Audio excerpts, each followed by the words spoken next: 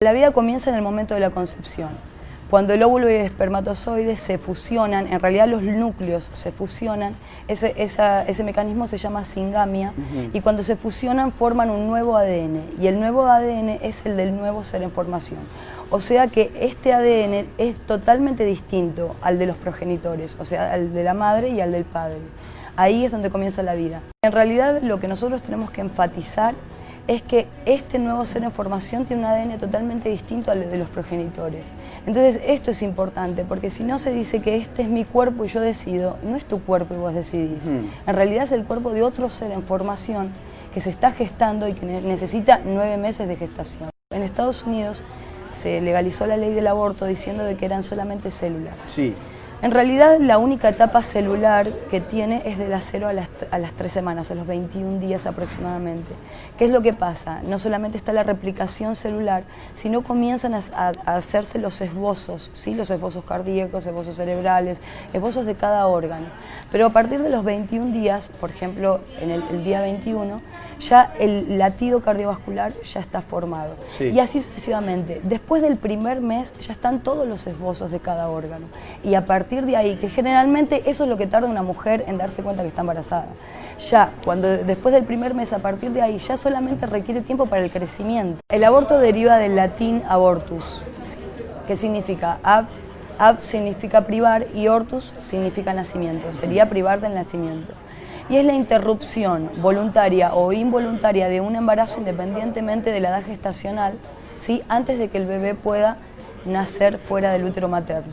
En realidad digo independientemente de la edad gestacional porque en el caso del aborto inducido o el aborto provocado, la mujer decide matar intraútero al embrión o al feto.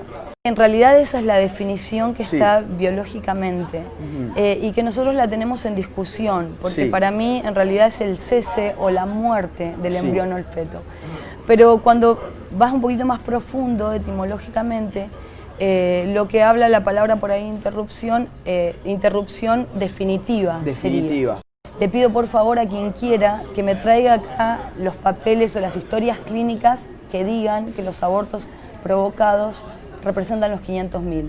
Eso es mentira, netamente mentira, porque yo soy ginecóloga y soy obstetra y en ninguna guardia hemos anotado en un papel aparte o una estadística aparte, solamente en la historia clínica. Sí. Y jamás en mi vida tampoco vi una mujer entrar a una cárcel por haber abortado o haber hecho un aborto provocado.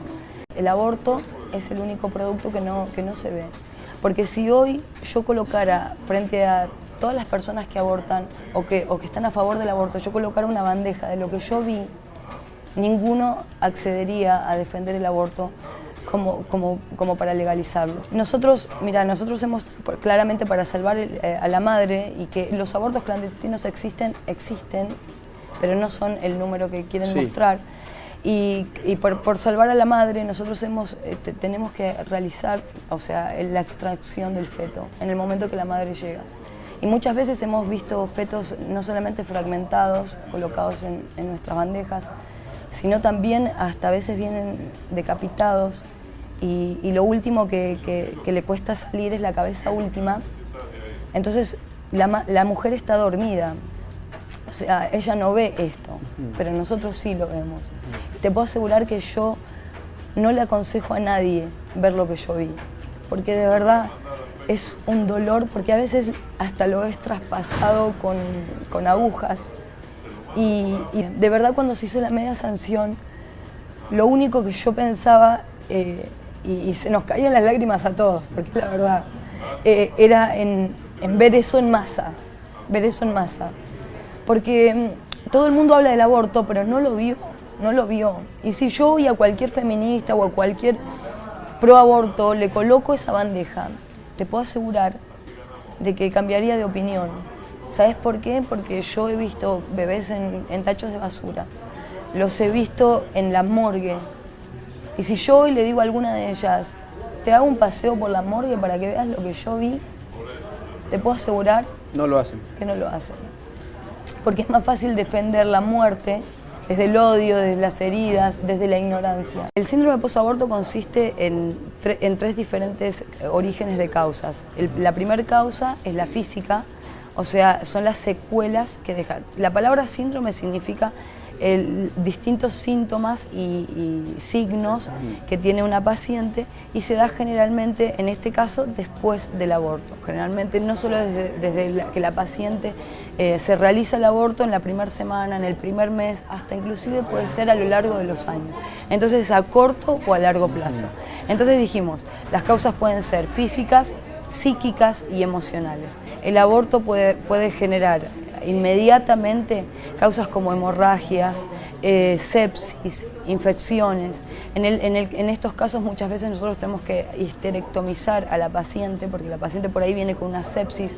Cuando la mujer llega a nuestras guardias, a veces llega con perforaciones uterinas, con perforaciones de cuellos, y hay distintas arterias netamente importantes que cuando la mujer se perfora, porque se colocó, no sé, una aguja o una sonda y se perfora y toca esas arterias, genera un sangrado masivo. Entonces, a nivel físico, a corto plazo pueden ser infecciones, hemorragias. A largo plazo da infertilidad.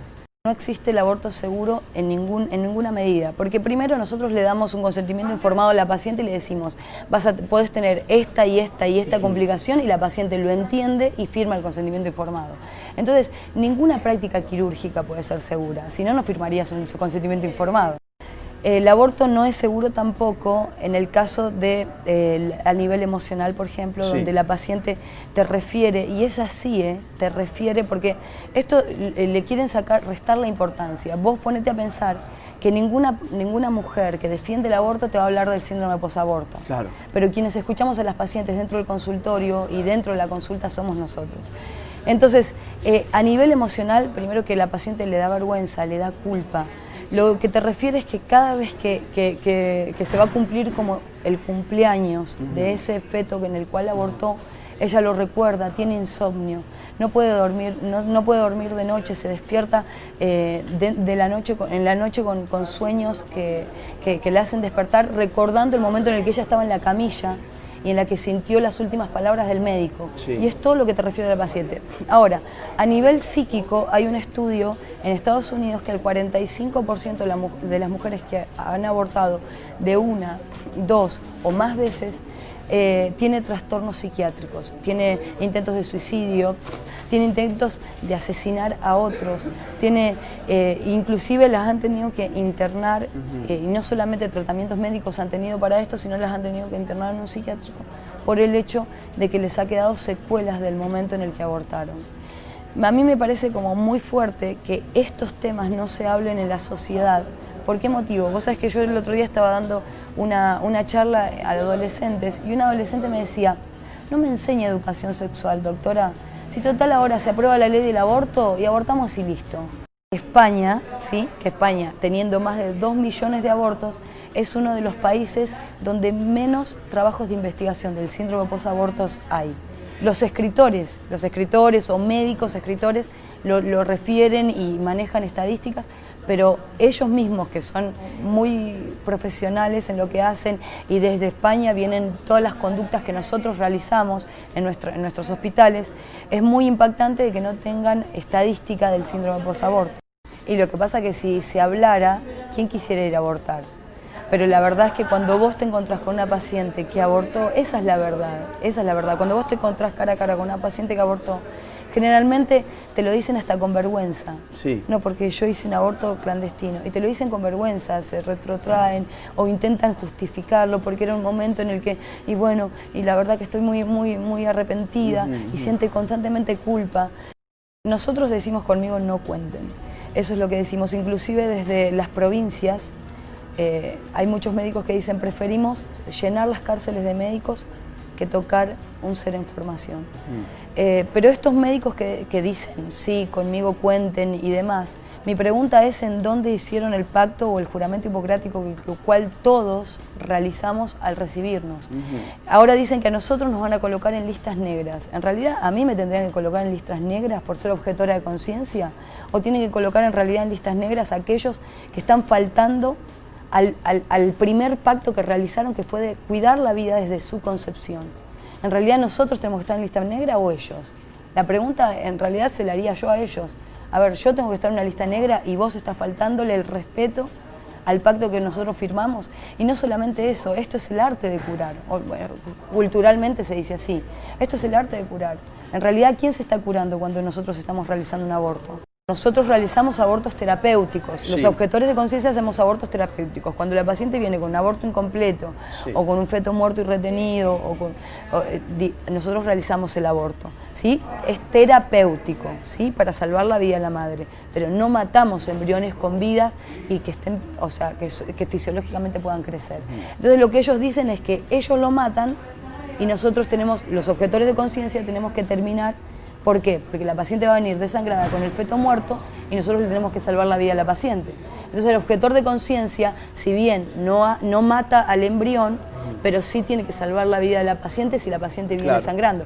¿Por qué? Porque hasta el día de hoy, que el aborto está penalizado, a nuestras guardias llegan abortos incompletos o pacientes que clandestinamente se empiezan el aborto, o sea, se mata el feto o el embrión, lo mata otro médico, otra partera, enfermera, no sé quién es el que se lo realiza, y nosotros por salvar la vida de la paciente tenemos que realizar el raspado uterino para quitar los restos. Que es un poquito lo que yo hablaba hace rato, o sea, nosotros ya recibíamos el feto muerto y nosotros teníamos que extraer los restos.